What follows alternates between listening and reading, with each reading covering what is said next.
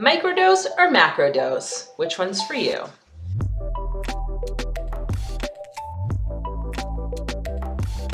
Welcome to the channel, everyone. Here on Deep Mind Squared, we talk all things bridging mental wellness and spirituality for nurses. My name's Fola, and as a psych nurse turned shamanic practitioner and Reiki master teacher, I'm here to share with you all things that are to support and I guess pique your interest or curiosity around holistic wellness. So in this video, I wanted to talk about a really important topic, something that's coming up more and more, and that is about microdosing. I do have another video on microdosing. You can check it out. I'll put a link here. This is really about which one might be better for you. Because let's be honest, people are talking about microdosing. People are talking about starting to connect with mushrooms, psilocybin mushrooms in particular, which create psychoactive sort of impacts and really shift consciousness. A question I get a lot from people is, which one should I try? The bigger macrodose or the smaller microdose? So before we get into all that, make sure you hit the subscribe button and the notification bell so that you're updated on future video releases. And a reminder for you that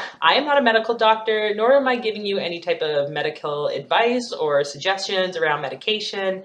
This is solely a harm reduction perspective. And I think that's super important because, let's be honest, again, people are going to do what they're going to do.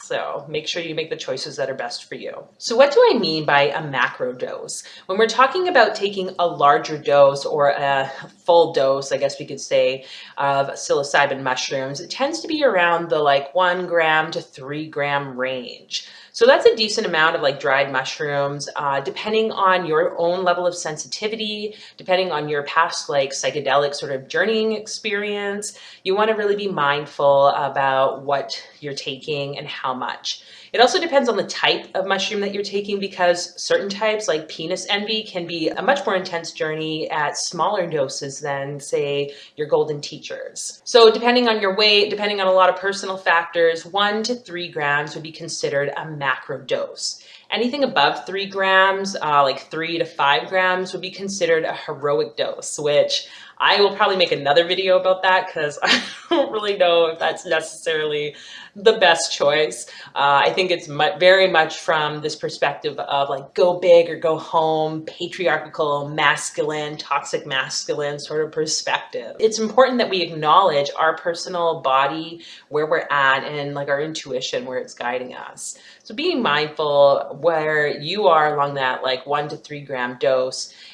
There are some benefits of going into these larger macro doses. A lot of times it can lead to much more profound sort of spiritual experiences or a deep understanding or healing of what's kind of going on for people. And this is why people tend to go to those journeys. It also will induce more of the psychoactive experiences, like your visuals, whether they're closed eye visuals and you get to see the fun fractals, or open eyes and everything is shifting its appearance around you. So you get kind of this mixture of the visual and sometimes auditory and other sorts of perceptual experiences. And you have this deep, profound movement through consciousness where insights and awarenesses about your life, about different situations, about relationships come up.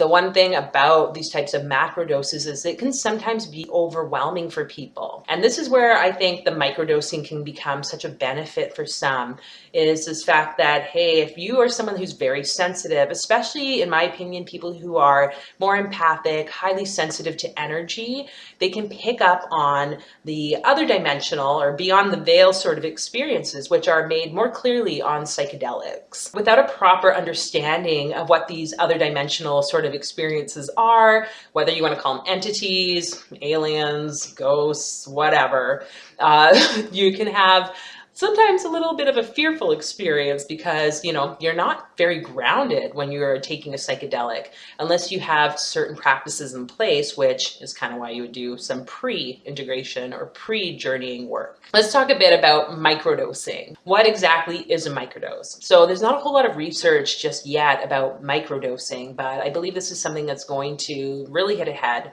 There's lots of people who are doing this type of work individually and within collective sort of groups. There's something very potent about taking a microdose or a smaller dose, like a very suboptimal dose of psilocybin mushroom or any other plant medicine for that fact. Microdosing tends to be anywhere from 50 milligrams to sometimes up to 200 milligrams, which I think is like significantly way too much.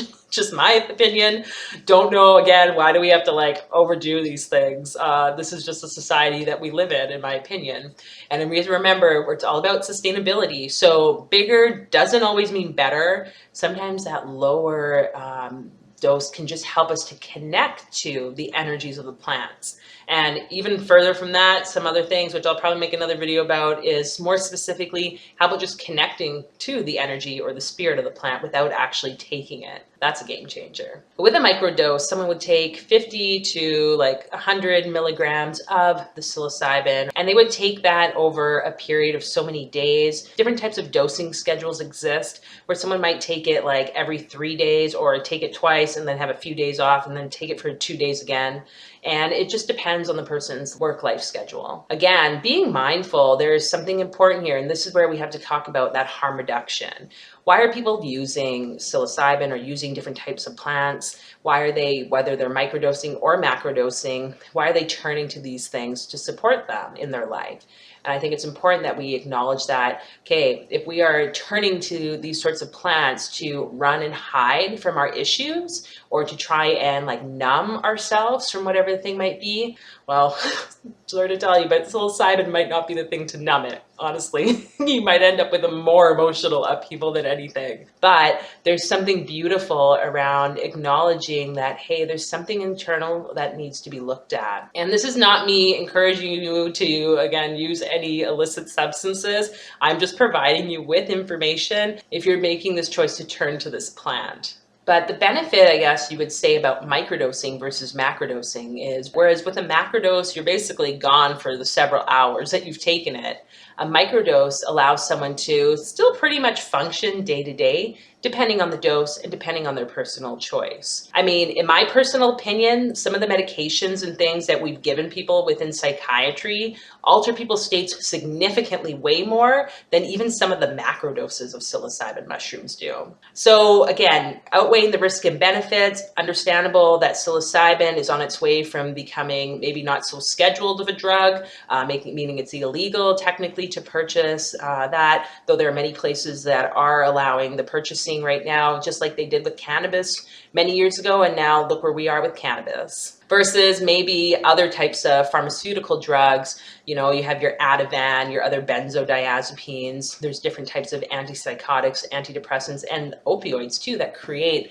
these sorts of like psychoactive experiences depending on the person. So outweighing the risk and benefit. The beautiful thing, I think, versus pharmaceuticals is that these plant medicines tend to support us in diving deeper into ourselves, but only with the proper support in place. You can't just take another pill or take another thing, ingest it, and expect it to make your life any better. There needs to be certain protocols, certain things put in place, certain intentions of a conscious nature to support that transition or that transformation. And I think this is the important work of integration therapy. So I'd love to hear from you in the comments what you think about microdosing or macrodosing. Which team are you on? And feel free to like and share this video to anyone you think might be interested in learning more about mushrooms, about microdosing, and check out the video I shared about microdosing. I think that might kind of guide you in a few of the benefits, and there'll be much more information coming out in the next bit around this specific topic and the benefits of psychedelics. Until the next time, have a fabulous, fabulous day.